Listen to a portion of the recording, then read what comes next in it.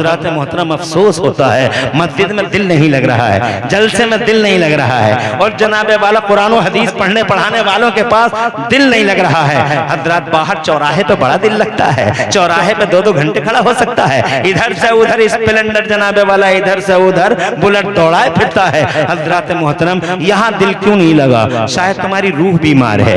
ये लोगों, इस रूह का भी इलाज जरूरी है, सिर्फ बॉडी ही नहीं जिसका ख्याल रखा जाए। हजरात मोहतरम बॉडी ही नहीं बल्कि जनाब कभी इन रूहों की तरफ भी झांक के देखा करो। जो रूहें एक्टिवेट करती हैं पूरी बॉडी को, क्या मतलब, क्या रूहें भी बीमार हो जाती हैं? बेशक, जैसे तुम्हारी बॉडी बीमार हो जाती है, रूह भी बीमार हो जाती है। 1 मिनट चाहूंगा फिर बात आगे करूंगा, तुम परेशान तो नहीं हो? अल्लाह तुम्हें आबाद रखे और तुम्हारे घरों में बरकतें अता फरमाए। मैं तेजी से इसलिए बोल रहा हूं ताकि मैं अपनी बहुत लंबी बात को छोटे से वक्त में आप हजरात के सामने जनाबे वाला ज़मीर को अदा कर सकूं, माफी ज़मीर को। इसलिए बहुत तेजी के साथ गुफ्तगू करूंगा। मैं जनाब अर्ज करना चाहता हूं, मैं क्या बॉडी बीमार हो जाती है, रूह भी बीमार हो जाती है? हाँ हाँ हो जाती है। बॉडी जब बीमार हो जाती है तो कैसा लगता है? अच्छा नहीं लगता है जनाबे वाला। टाइफाइड हो गया तो जबान कड़वी हो जाती है, हर चीज कड़वी लगती है। पानी दो तो कहते हैं कड़वी लग रही है, बिरयानी दो तो कहते हैं कड़वी लग रही है, रोटी दो तो कहते हैं कड़वी लग रही है,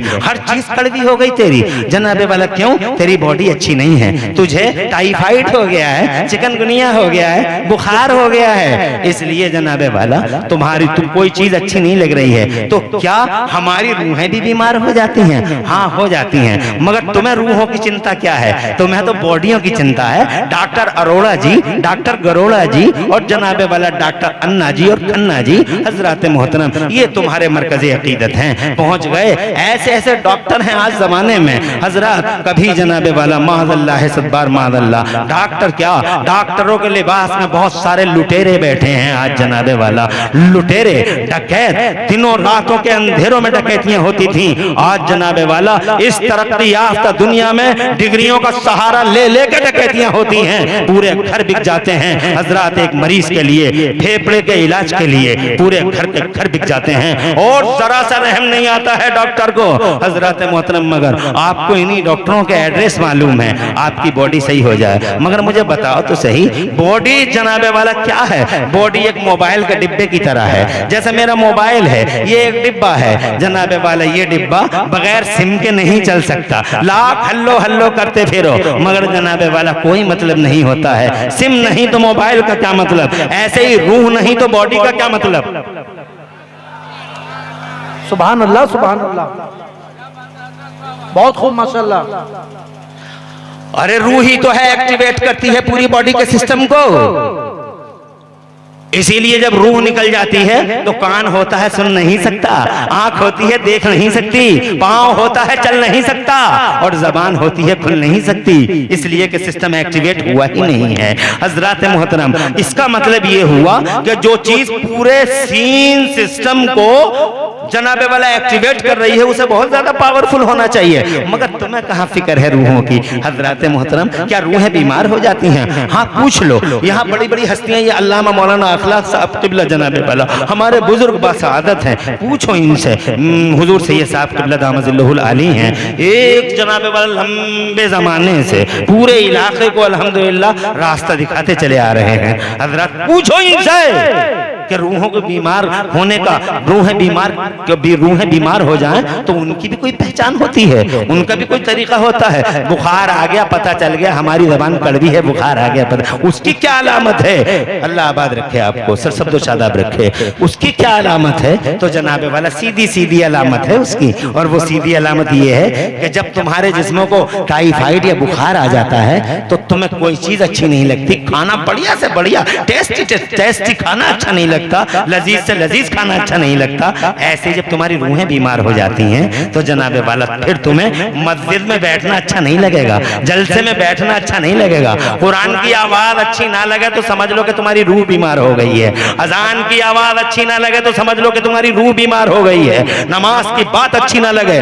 तो समझ लो तुम्हारी रूह बीमार हो गई है। जब अल्लाह और रसूल के कलेमात तुम्हें पसंद ना आए तो समझ लो तुम्हारी रूह बीमार हो गई है। बार बार जलसे से उठकर छटपटाने की जब अदाएं तुम्हारे अंदर जाहिर हो जाएं तो समझ लो तुम्हारी रूहें बीमार हो गई हैं। हजरत मोहतरम, अब जरूरी है तुम्हारी जनाबे वाला क्या, जैसे बॉडी को कोरोना हो सकता है तुम्हारी रूह को भी कोरोना हो सकता है। कहां जाएं इस कोरोना के खात्मे के लिए, कहां जाएं इस टाइफाइड का इलाज कराने के लिए? तो जनाबे वाला जैसे दुनिया में तुम्हारे पास डॉक्टर हैं बॉडियों के सिस्टम को सही करने के लिए, हाँ हाँ इसी तरीके से अल्लाह जज़ाए खैर दे तुम्हारे रूहानी सिस्टम को अच्छा करने के लिए भी अल्लाह अज़्ज़ा व जल्ल ने जगह जगह डॉक्टरों के मतब अल्लाह अज़्ज़ा व जल्ल ने तौफीक दी है और उन डॉक्टरों ने मतब खोल रखे हैं जगह जगह। आप जाइए वहां, जैसे मिसाल के तौर पे प्यारे गौसे आजम मीरे मीना पीरे पीरा शाह जीला गौसे पाक महबूब सुबहानी गौसे समदानी शहबाद लामकानी मेरा बड़ा पीर रोशन जमीर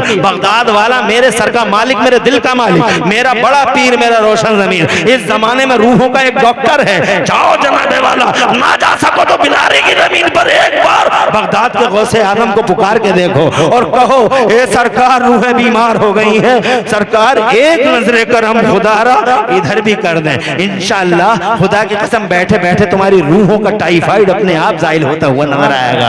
हजरत गरीब नवाज का दरबार है, मेरे आला हजरत इमाम अहले सुन्नत, तुम्हारे आला हजरत और पूरे बर्रे सगीर के आला हजरत इरशाद फरमाते हैं बरेली वाले आका, जिसकी दुआ कहीं कबूल ना हो वो गरीब नवाज के दरबार में पहुंच जाए, अल्लाह वहां की दुआएं वो ख्वाजा खजगान वो जनाब मालिक हिंदुस्तान शहंशाह हमारा आका ख्वाजा गरीब नवाज। कभी जनाबे वाला बात मैं मुजाहिरों की नहीं कर रहा हूँ, मैं चीटरों की और हिस्ट्री शीटरों की बात नहीं कर रहा हूँ, मैं बातें कर रहा हूँ अपने गरीब नवाज की। एक मुजाहिरों की बात नहीं, उल्टे सीधे पीरों की बात नहीं, नाजायज ना हंजार पीरों की बात नहीं। हजरत मोहतरम में बात जनाबे वाला उनकी नहीं करता जिन्होंने पीरी को भी जनाबे वाला इस्तेमाल करके उसका इस्तेसाल करके और जनाबे वाला इस्लाम के एक बुनियादी चीज को हिला के रख दिया, इस्लाम की बुनियाद में कंफ्यूजन पैदा करके रख दिया है। पीर होना चाहिए, ऐसा पीर हो, ऐसा ना हो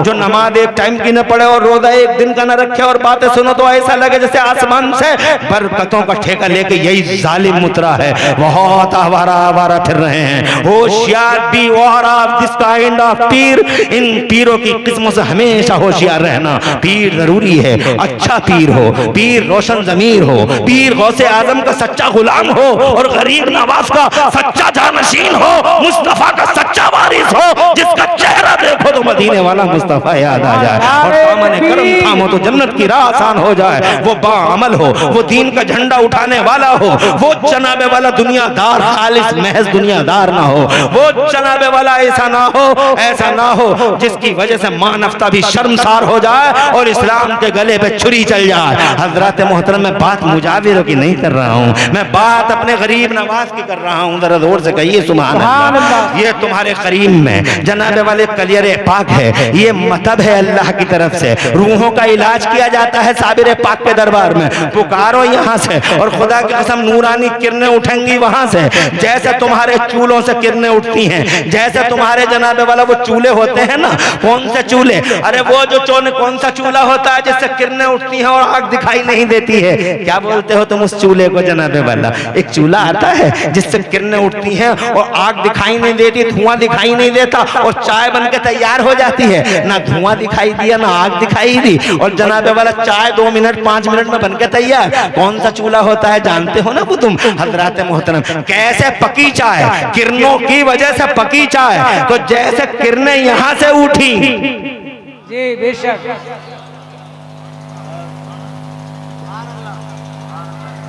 जैसे किरणें यहां से उठी, जैसे किरणें, एक्सरे हो रहा है हमारे चच्चा का, चच्चा को उधर खड़ा कर दिया मशीन पे, उधर नहीं खड़े हैं चच्चा, इधर ही देखो, चच्चा का एक्सरे हो रहा है, दीवार से लगा के खड़ा कर दिया डॉक्टर के एक नुमाइंदे ने या डॉक्टर ने, कहा थोड़ी ऊपर कर लो और सांस ले लेना।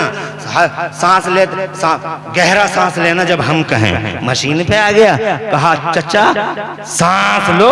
चचा ने सांस लिया, एक प्लेट सीने पे लगी हुई थी, बस इतना था। इधर से बटन ऑन हुआ, एक खटके की आवाज आई और डॉक्टर का नुमाइंदा कहता है आ जाइए चचा, एक्सरे हो गया। 2 घंटे के बाद रिपोर्ट आ गई, चचा कोई टीबी पीबी नहीं है, खांसी है पुरानी, इन्फेक्शन है, ठीक हो जाएगा। चचा खुश घर आ जाते हैं। मैंने चचा से पूछा, चचा ये सीने के अंदर किसी ने झांक के देखा था कि टीबी नहीं है, पुरानी खांसी है? कोई डॉक्टर अंदर उतरा था या किसी ने हाथ उतारा था अंदर, या किसी की आंखें अंदर गई थी? बोले कुछ भी नहीं गया था। तो मैंने कहा फिर हुआ कैसे? तो कहते हैं बस एक खटके की आवाज आई, एक प्लेट लगी हुई थी और एक्सरे हो गया, छानबीन चेकअप हो गया। मैंने कहा चचा ये किरणों का कमाल है, यहाँ से मशीन से एक आवाज पहुंची, उधर से किरणें निकली, उन किरणों ने आपके पूरे सीने को चारों तरफ से घेर लिया। चूंकि सीने का ही मैटर था, पेट का नहीं था, बस आस्तीन पांव का भी नहीं था और पांव का भी नहीं था, सिर्फ सीने की बात थी। किरणें उठी और सीने को घेर लिया और चेकअप हो गया। हजरात बस यूं समझो, अब मैं तुम्हें क्या समझाऊं, मुशाहिदे की दुनिया है। किरणें निकलती हैं चूल्हे से चाय तैयार, किरणें निकलती हैं मशीन से, चच्चा के सीने का एक्सरे हो जाता है। ये लोगों ऐसे ही, ये तो मादी किरणें हैं, ऐसे ही कुछ नूरानी किरणें निकलती हैं गरीब नवाज के मजार से। जरा जोर से कह दो सुभान अल्लाह। रोज जनाबे वाला 7 समंदर पार करके मेरे गौसे आजम के मजार से किरणें आती हैं, करबला वाले हुसैन आदम के मजार मोहल्ला से किरणें आती हैं, मौला कायनात के मजार अक़दस से किरणें उठती हैं, साबिर पिया के मजार से किरणें उठती हैं, और बिलारी में साबिर पिया का एक गुलाम आवाज दे साबिर पाक, तो खुदा की कसम रास्ते में लाखों पेट पड़े या पांव पड़े, दीवारें पड़े या शहर पड़े, चाहे सहारनपुर हो, चाहे रुड़की हो, चाहे बिजनौर हो, लाख मुरादाबाद पड़ जाए, वो किरणें उठती है। मुरादाबाद से मतलब नहीं, बिलारी में जो गुलाम होता है, बिलेट यहाँ नारे तकबीर, नारे रिसालत, गौसुल वरा कॉन्फ्रेंस, मुफ्ती इमरान हनीफी साहब क़िबला, हुजूर शाहिद भाई साहब क़िबला, नारे तकबीर, नारे रिसालत। इस पॉइंट को देवबंद वाले समझ नहीं पाया आज तक। तवज्जो है आपकी? फिर तुम कहोगे देवबंद देवबंद की बातें करते हो, और एक कैसे ना कहे दर्द होता है। इस दुनिया में हर जगह मेरे अल्लाह ने रूहानी मतलब कायम करने की तौफीक अता फरमाई है। इधर साबिर पिया हैं, इधर हजरत निजामुद्दीन औलिया हैं, इधर मखदूम अशरफ जहांगीर समनानी हैं, इधर सैयद सालार मसूद गाजी हैं, इधर जनाबे वाला शाह बरकतुल्लाह मारहरवी हैं, इधर तुम्हारे शरीफ में तुम्हारे करीब में हुजूर शाह मुअज़्ज़म मियां का मज़ार मुअल्ला जनाबे वाला जन्नत शरीफ की जमीन पर मौजूद है। इधर मुरादाबाद में बुलाकी शामिया, मुकम्मल शामिया हुजूर सदरुल्लाह फाजिल, इधर रामपुर में हाफिज शाह जमालुल्लाह और अमरोहा में शाह विलायत, इधर बरेली शरीफ में मेरे आला हजरत इमाम अहले सुन्नत हुजूर सैयदना इमाम अहमद रजा और उनके शहजादे मुर्शिद आजम मुफ्ती आजम आलिम इस्लाम अल्लामा मौलाना मुस्तफा रजा खान का दरबार। सुभान अल्लाह सुभान अल्लाह। नूरानी किरणें निकलती हैं, सीनों पे लगती हैं। गुलाम कहीं भी खड़ा हो, किसी चीज से कोई मतलब नहीं, माइंड नहीं करता, कोई फासला और कोई डिस्टेंस। मेरा मौजू ये नहीं, आगे बढ़ने की कोशिश करता हूँ। तुम्हें रूहों की चिंता कहाँ है? अगर रूहों की चिंता होती तो तुम याद करते ही अल्लाह वालों को और सैकल करते जनाबे वाला। ऐसे ही हमारे समाज में औरतों को भी देख लो एक नजर। यहाँ मेरी माए बहनें भी सुन रही हैं, अफसोस है ये कहते हुए और शर्मिंदा हूँ, और जनाबे वाला सैयद साहब के सामने मुझे मजबूरन ये बात कहनी पड़ रही है। नहीं चाहता था कि बोलूं, मगर माँ बहनें हैं यहाँ आई हुई हैं, तशरीफ लाई हुई हैं। मैं तकरीर कर रहा हूं, तशरीफ लाई हुई हैं।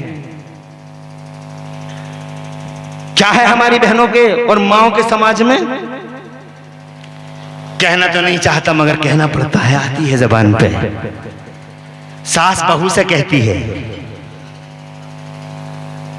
हम उम्र से कहती है, सेब खाती रहना, संतरे खाती रहना, अंगूर खाती रहना, स्वस्थ पैदा होगा बच्चा, सुंदर पैदा होगा बच्चा, बहुत खूबसूरत बच्चा पैदा होगा, खाने का ख्याल रखना। अरे ओ सास इस बहू की क्या बच्चे के पास सिर्फ एक ही चीज है, बॉडी? सिर्फ इस बॉडी का ख्याल है तुझे? सेब संतरा अनार खाने की तरकीब देने का मतलब तू चाहती है कि तेरा बच्चा हेल्थी पैदा हो, सुंदर और खूबसूरत पैदा हो। डिब्बा है, डिब्बा। उसकी फिक्र नहीं करती जो अनसीन है और पूरे जिस्मानी निजाम को एक्टिवेट करती है।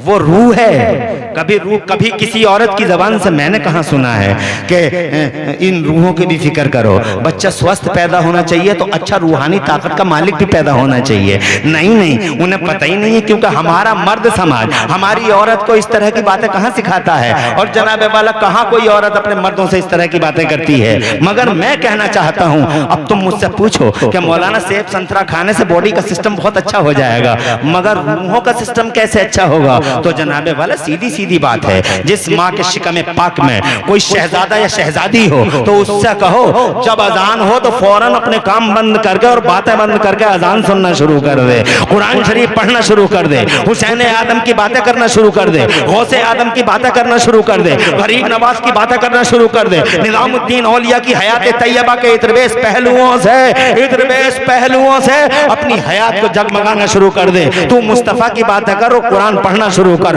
खुदा की कसम सेब संतरा और अनार खाने से अगर तेरा बच्चा सुंदर और स्वच्छ पैदा होगा तो खुदा की इज्जत की कसम अजान सुनने से, कुरान पढ़ने से, बुजुर्गों को याद करने से, जबान पे सैयद सालार मसूद गाजी का नाम लेने से, जबान पे मखदूम पाक का नाम लेने से, जबान पे अल्लाह वालों का नाम और उनकी हयात तैयबा के इतरबेस पहलुओं को याद करके गारंटी देता हूं, एक तरफ तेरा बच्चा अति सुंदर पैदा होगा तो दूसरी तरफ रूहानी तौर पर अल्लाह की कसम इतना कवी होगा, हो सकता है कि उसकी रूहानियत का दर्जा इस कदर हाई लेवल को पहुंच जाए कि अल्लाह अपने महबूब बंदों में उसको शुमार फरमा ले और अपना वली। सुभान अल्लाह, सुभान अल्लाह। है फिक्र इस चीज की? कहाँ फिक्र करते हो तुम जनाबे वाला कुरान और हदीस पढ़ते कहाँ हो? वो तो जनाबे वाला ये मोबाइल आ गया, बस अल्लाह गारत करे उस मानसिकता को। जज़ाए खैर हो, अल्लाह जज़ाए खैर दे। तवज्जो है आपकी? मैं अभी अपने पॉइंट पे जा रहा हूँ, परेशान मत होना, मैं देख लूंगा तुम्हारे चेहरों की लकीरों को। अगर लकीरें था जनाबे वाला इधर उधर हुई, अपनी तकरीर को वहीं पे जनाब वाला वहीं पे डिस्कनेक्ट करूंगा और आपसे अलविदा चाहूंगा।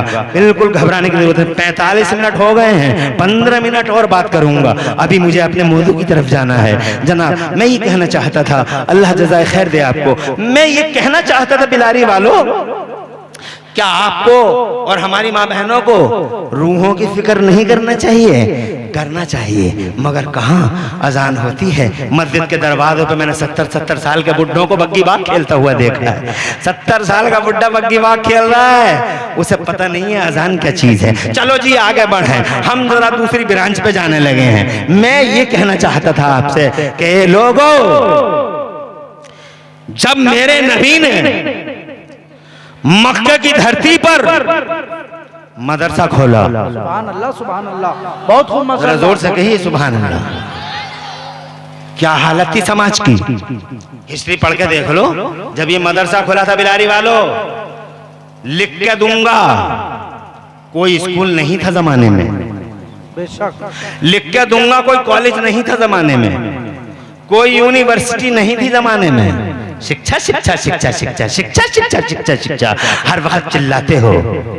एक शिक्षा का संस्थान दिखाओ जिसमें ज्योग्राफी पढ़ाई जाती हो, बायोलॉजी पढ़ाई जाती हो, मेडिकल पढ़ाया जाता हो। एक मेडिकल कॉलेज बताओ। जब ये मदरसा खुला था जमाने में कोई स्कूल नहीं, कोई कॉलेज नहीं। अरे स्कूल कॉलेज तो बहुत बाद में आए हैं, आज आए हैं, और स्कूल कॉलेज आ गए तो तुम मदरसों को भूल गए कि मदरसों ने भी कुछ किया होगा, नहीं किया होगा। मदरसों ने वो किया है जमाना सोच भी नहीं सकता, और खुदा की कसम पूरी जिंदगी गर्दन झुकाए रहेगा मदरसे के सामने, एहसान नहीं उतर सकता मदरसे का। बेशक सुभान अल्लाह। तुम यूनिवर्सिटियों और कॉलेजों की बातें करते हो, पागल हैं। यूनिवर्सिटियों और कॉलेजों को हम नहीं जानते हैं। मुझे बताओ, तुम इतने लोग हो, दुनिया में पहली यूनिवर्सिटी कब बनी है? बताओ पहली यूनिवर्सिटी कब बनी? दुनिया में पहली यूनिवर्सिटी 1088 में इटली में बनी। 1096 में ऑक्सफोर्ड यूनिवर्सिटी का क़याम अमल में आया। 1088 के बाद यूनिवर्सिटियों का सिलसिला और कॉलेजों का सिलसिला शुरू होता है। 1088 से पहले क्या? वाह सुभान अल्लाह सुभान अल्लाह। तवज्जो है? 1088 से पहले क्या? अरे 1088 से पहले क्या? मेरे नबी पैदा हुए 571 में। जी जोर से कहिए सुभान अल्लाह। 6 सदी गुजर गई ईसवी, फिर 6 सदी से लेकर ये 11वीं सदी, बचे 500 साल बीच में, उसमें क्या? वाह तवज्जो है? अरे है उसमें आया एक आदमी इब्ने हैसम। कौन आया? उसने इमेजों को इकट्ठा करके कैमरा टेक्नोलॉजी को वजूद दे दिया। इब्ने हैसम पढ़ के देखिए। एक शख्स आता ज़हरावी, उस ज़हरावी ने क्या काम किया? ये जो सुइयां लगाते हो तुम, नीडल का इस्तेमाल करते हो, ये जो सिरिंज है, सबसे पहले सिरिंज अगर किसी ने बनाई है तो ज़हरावी ने बनाई है। और ये उस वक्त की बात है जब कॉलेज खुला भी नहीं था। तो ये आया कहां से? जोर से कहिए सुभान अल्लाह। ये अल-बरूनी नाम का एक बहुत बड़ा साइंटिस्ट है, अल-बरूनी। इसने खड़े ही खड़े बगैर मीटर कंप्यूटर और थर्मामीटर के, क्योंकि कंप्यूटर थर्मामीटर तो आज आए हैं, इसने खड़े ही खड़े एक जगह खड़े ही खड़े और जनाबे वाला यूं देखा और यूं देखा और यूं देखा और यूं देखा और खड़े ही खड़े पूरी दुनिया नाप दी कि दुनिया इधर को इतनी है, इधर को इतनी है, इधर को इतनी है, इधर को इतनी है। आज वो दुनिया की नपत जो उसने नापी थी, आज साइंस वालों के हाथ लग गई। तो मीटर कंप्यूटर थर्मामीटर से उन्होंने जब पूरी दुनिया को नापा तो जनाब हैरान रह गए कि अल-बरूनी ने बगैर मीटर के जो नापा था वो 99.7 बिल्कुल सही है। और जोर से कहिए सुभान अल्लाह। कॉलेज तो खुला नहीं, 8वीं सदी 9वीं सदी की बात है, अल-बरूनी आ गया। तो जो मुझे बताओ तो सही, ये आया कहां से जनाबे वाला? उतार नहीं सकता कोई मदरसे का एहसान। तुम मदरसे को क्या समझते हो? मीनिंगलेस है मदरसा। अरे क्या था मदरसा जनाबे वाला? हजरत मोहतरम, अफसोस होता तुम्हारी मानसिकता पे, गैरों को तो पता नहीं मगर तुम्हें तो खबर होनी चाहिए कि मदरसा क्या चीज है, मदरसे की हैसियत क्या है, मदरसे की अजमत क्या है। तुमने जनाबे वाला मदरसे को पहचाना ही कहां? तुम मदरसे को जनाब यूं समझे जैसे कोई चीज ही ना हो। जिस मौलवी को देखो मदरसा चला रहा, जिस मौलवी को देखो मदरसा चला रहा। तुम्हारे समाज में चुगलखोरियों के सिवा क्या हुआ? तुम चौराहों पे बैठ बैठ के आलिम के खिलाफ चुगलखोरियों का बाजार गर्म करते रहे। जिस मौलवी को देखो मदरसा चला रहा, जिस मौलवी को देखो मदरसा चला रहा। रामपुर में बहुत 20 साल पहले मेरी खिताबत की जिंदगी हो गई 24 साल की लगभग, रात और दिन बिजी रहा, ये अल्लाह की अता है। बहुत दिन पहले, तकरीबन 20 साल पहले, जब मैं रामपुर में तकरीर करने गया था तो एक नया मालदार मेरे सामने आया। तो वो नया मालदार था, अंडे से फुड़फुड़ाता हुआ निकला था। नए मालदारों को जल्दी जनाबे वाला, बहुत नए मालदार तो ऐसा लगता है जैसे बस दुनिया उन पे ही एंड हो रही है, वहीं से स्टार्ट हो रही है, वहीं पे एंड हो रही है, उनके अलावा कोई दिखाई नहीं देता। ये नए मालदार जनाबे वाला आके कहता है, मेरी समझ में ये बात नहीं आती मुफ्ती साहब, इमरान हनफी साहब, कि जिसे देखो मदरसे ही चला रहा, जिसे देखो मदरसे ही चला रहा, जिसे देखो मदरसे ही चला रहा, जिस मौलवी को देखो मदरसे ही चला रहा। मुझे गुस्सा आ गया। मैंने कहा सेठ जी, अगर ये मौलवी मदरसा ना चलाएं तो क्या फिर रामपुर में आके रक्शे चलाएं? अरे अल्लाह अज़्ज़ा व जल्ला ने यही काम दिया है और ये जमाने का सबसे बड़ा काम है, सबसे बड़ा। क्योंकि जब मदरसा खुला था, इब्ने हैसम दिया मदरसे ने, ज़हरावी दिया मदरसे ने, इब्ने बतूता दिया मदरसे ने, फाराबी जैसा साइंटिस्ट दिया मदरसे ने। जनाबे वाला हाँ, ये देखो क्या नाम है, तुमने हवाई जहाज आज देखा है? आज देखा है हवाई जहाज। मगर यूनिवर्सिटी से पहले और कॉलेज से पहले एक आदमी का नाम बताता हूँ, तुम्हें तो याद भी नहीं होगा। नाम है उसका अब्बास बिन फरनास, उसका नाम है अब्बास बिन फरनास। जनाबे वाला उसने क्या काम किया? एक दिन उसे गुस्सा आ गया और गुस्सा आके बोला, मैं हवा में उड़ना चाहता हूँ। यानी अभी हवाई जहाज पवाई जहाज कोई चीज नहीं है, अभी तसव्वुर भी नहीं है। वो अब्बास बिन फरनास कहने लगा कि मैं हवा में उड़ना चाहता हूँ। तू कैसे उड़ेगा? तू सकील है, तू हैवी है, तू उड़ेगा कैसे? तो जनाबे वाला उसने कहा मैं उड़ जाऊंगा। और उसने अपने दोनों तरफ पंख लगा लिए बड़े बड़े, अपने दोनों तरफ इधर भी पंख लगा लिया लिया और इधर भी पंख लगा लिया, एक छत पे चढ़ गया और वहां से कूद गया, और जनाबे वाला फिर देखा उसने नीचे को नहीं गिरा, वो ऐसे ही उड़ता चला गया, वो कई मीटरों तक उड़ता चला गया। हजरत पढ़ के देख लो हिस्ट्री में, अभी कॉलेज नहीं आया है, अभी स्टूडेंट जनाबे वाला अभी यूनिवर्सिटी नहीं आई है, अभी जनाब हवाई जहाज बनाने का सपना किसी ने नहीं देखा है, मगर अब्बास बिन फरनास नाम का आदमी अपनी ही बॉडी में पंख लगाता हवाओं में उड़ जाता है। कौन था ये? हवाई जहाज की बुनियाद रखने वाला अब्बास बिन फरनास कौन था? हवाई जहाज का नक्शा देने वाला अब्बास बिन फरनास कौन था? जनाब कोई यूनिवर्सिटी नहीं कि उसका स्टूडेंट हो, ये जनाबे वाला एक मदरसे का शहजादा था जो मदरसे में कुरान सुभान अल्लाह, सुभान अल्लाह, बहुत खूब माशाअल्लाह, बहुत खूब। नारे तकबीर, नारे रिसालत, मुफ्ती इमरान साहब किबला, जश्न दस्तार बंदी, दारुल उलूम गौसे आजम। सुभान अल्लाह, सुभान अल्लाह। ये 500 साल का गैप है। बताओ क्या किया मदरसे ने? ये पहला मदरसा जब मेरे नबी ने बनाया था, जानते हो क्या दुर्दशा थी उस वक्त समाज की? 15 मिनट चाहूंगा, घबराने की कोई बात नहीं है। बोलिए सुभान अल्लाह, बोलिए। खुश रहो, आबाद रहो, बहुत अच्छे अंदाज में तुम सुनते हो, अल्लाह मुबारक फरमाए। जब मदरसा खुला तो जानते हो क्या हालत थी समाज की? हालत ये थी कि हर आदमी के हाथ में तकरीबन जाम था। शराब पीते थे वो, जुए खेलते थे वो, अत्याचारी थे वो, बलात्कारी थे वो जनाबे वाला इंसान कहाँ थे जी? वो आदम के बेटे जरूर थे मगर इंसानियत से बहुत दूर थे। बस्तियां इंसानों की थोड़ी दिखाई देती, जानवरों के जंगल दिखाई देते थे, जानवरों के जंगल। ऐसा लगता था खूंटे से खुल के आए हैं, खूंटे पे जाने की तैयारी हो रही है।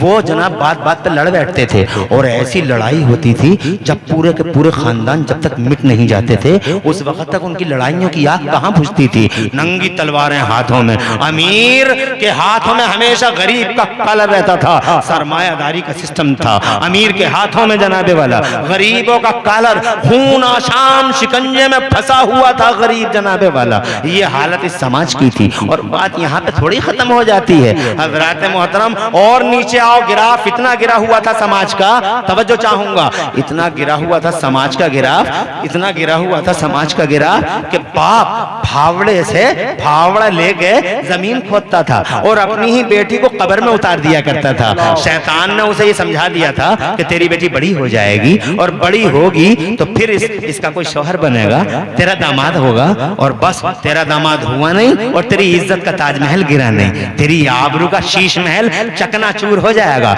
इससे पहले कि तेरी आबरू का ताजमहल जमीन बोझ हो जाए, इससे पहले कि तेरी इज्जत खाक में मिल जाए, इससे पहले कि तेरी आबरू धरती पर तेरी आबरू की धज्जियां बिखर जाए, बेटी को खत्म कर दे।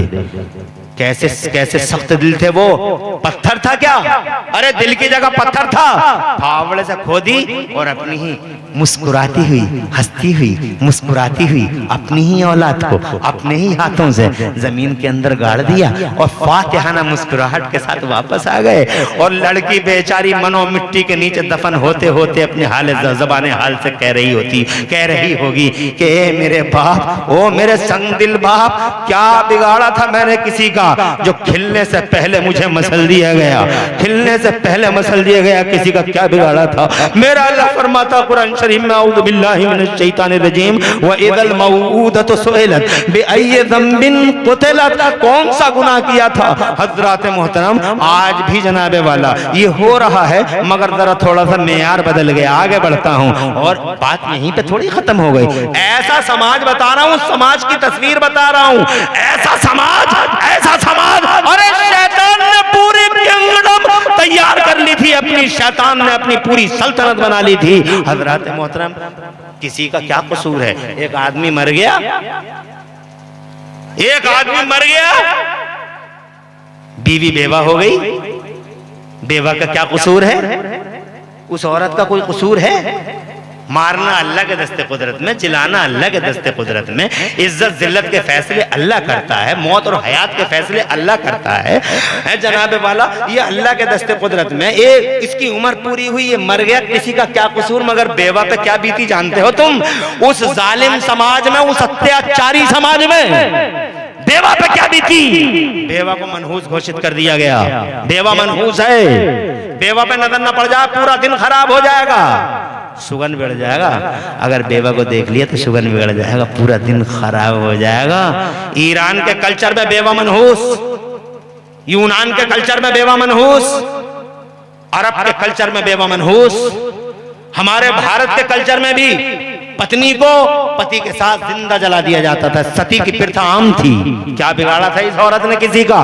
मैं अपनी माँ बहनों को भी आवाज देना चाहता हूँ, ये जो न्याय के नकीब हैं जमाने में, जो तुम्हारे महिलाओं के न्याय की बातें करते हैं, कोई तुम्हारा नहीं, कोई तुम्हारा हितैषी नहीं। रोडों पर तुम अपनी हालत देखो, ऑफिसों में तुम अपनी हालत देखो, कॉलेजों में तुम अपनी हालत देखो, कोई हितैषी नहीं जमाने में। खुदा की कसम, अगर कोई हितैषी है दुनिया में तो कल भी मोहम्मदुर रसूलुल्लाह तुम्हारे हितैषी थे, और आज भी अल्लाह की कसम अगर तुम्हारे हित की कोई बात करता है तो मदीने वाला मुस्तफा ही करता है। इसलिए मेरी माँ और बहनों, जमाने के इन कल्चरों को ठोकर मारकर आ जाओ जिंदा कल्चर मुस्तफा जाने रहमत के कल्चर की तरफ। मुस्तफा तुम्हारा मोहसिन है, वेल विशर है, शुभ चिंतक है मुस्तफा।